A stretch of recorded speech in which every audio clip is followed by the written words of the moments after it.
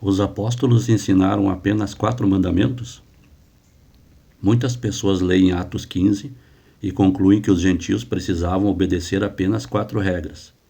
Mas o próprio texto mostra que aquelas instruções eram apenas o começo da caminhada. Os apóstolos estavam recebendo pessoas vindas do paganismo e estabelecendo um ponto de partida. O objetivo era que elas continuassem aprendendo a vontade de Deus por meio da leitura de Moisés todos os sábados nas sinagogas. O Concílio de Jerusalém. Os gentios que vinham do paganismo estavam começando uma nova vida de fé. Os apóstolos precisavam orientá-los sobre os primeiros passos da obediência. O assunto não era abolir a lei de Deus, mas orientar novos discípulos que estavam saindo da idolatria e aprendendo a servir ao Deus de Israel. As 4 instruções. Em Atos 15 e 20, os apóstolos orientam os novos convertidos a se afastarem da contaminação dos ídolos, prostituição, carne de animais sufocados e do sangue. Essas eram questões urgentes para quem estava abandonando as práticas comuns do mundo pagão e serviam como base inicial para os novos convertidos.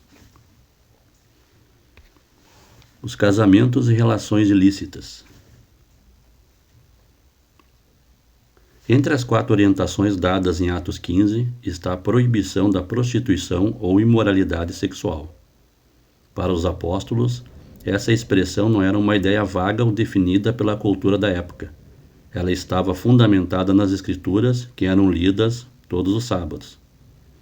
Em Levítico 18, Deus estabelece limites claros para os relacionamentos e casamentos, proibindo uniões consideradas ilícitas, como relações entre parentes próximos, relações incestuosas, adultério e outras práticas sexuais condenadas pela Torá.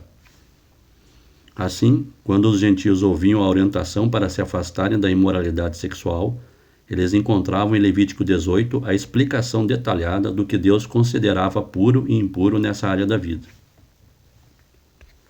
O versículo esquecido. Mas o texto não termina aí. A explicação vem logo no versículo seguinte.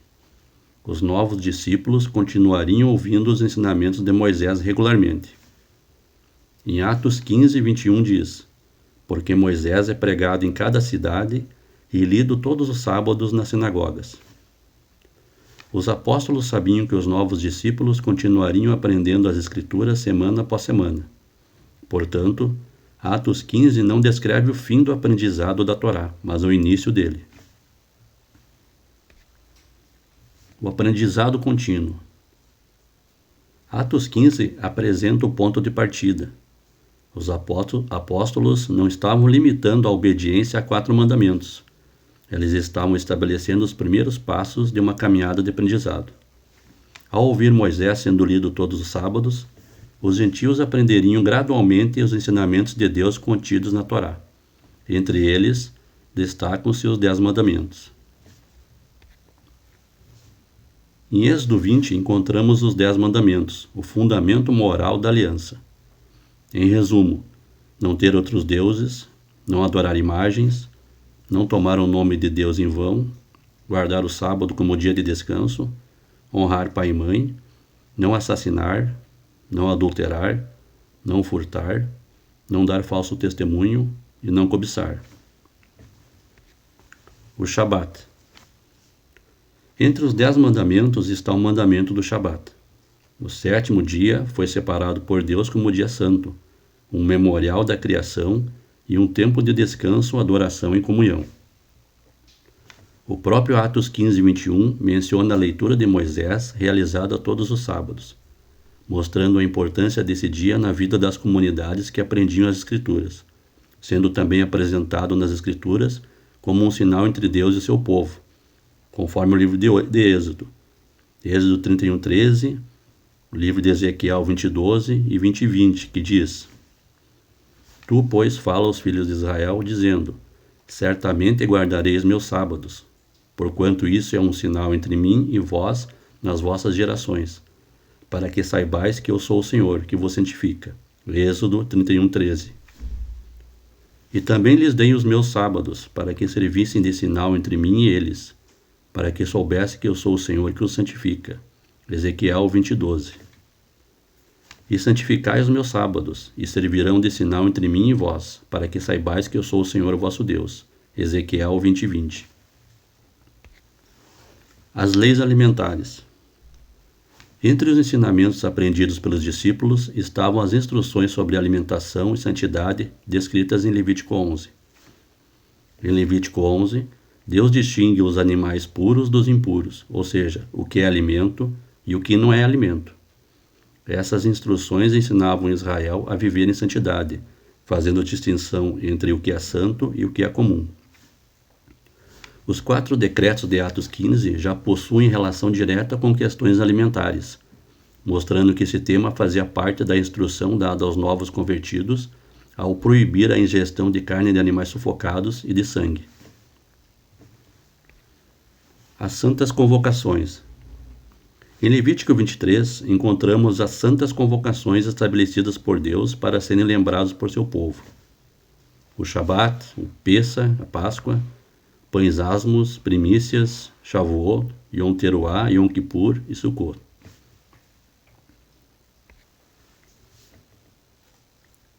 Guardar a Torá. O que significa guardar a Torá? Na Bíblia, guardar a Torá não significa apenas possuir conhecimento. Significa ouvir, aprender, obedecer e colocar em prática. Por isso, a Torá, guardar a Torá inclui os 10 mandamentos, o Shabat, as leis alimentares, as santas convocações, os princípios de justiça, misericórdia e santidade ensinados por Deus. O caminho completo. Entenda que Atos 15 foi o início básico da obediência. Os discípulos começavam pelos fundamentos e continuavam crescendo no conhecimento dos ensinamentos de Deus. Atos 15 não é o fim da Torá. Atos 15 não apresenta uma lista completa de tudo o que um discípulo deveria aprender. Ele apresenta o ponto de partida. O restante da Torá, da lei de Deus, continuaria sendo aprendido ao longo da vida. Os apóstolos sabiam que os novos convertidos continuariam ouvindo Moisés todos os sábados e crescendo no conhecimento da vontade divina. A caminhada da fé, demonstrada pela obediência, começa com os primeiros passos, mas continua em direção a uma vida cada vez mais alinhada com as leis de Deus.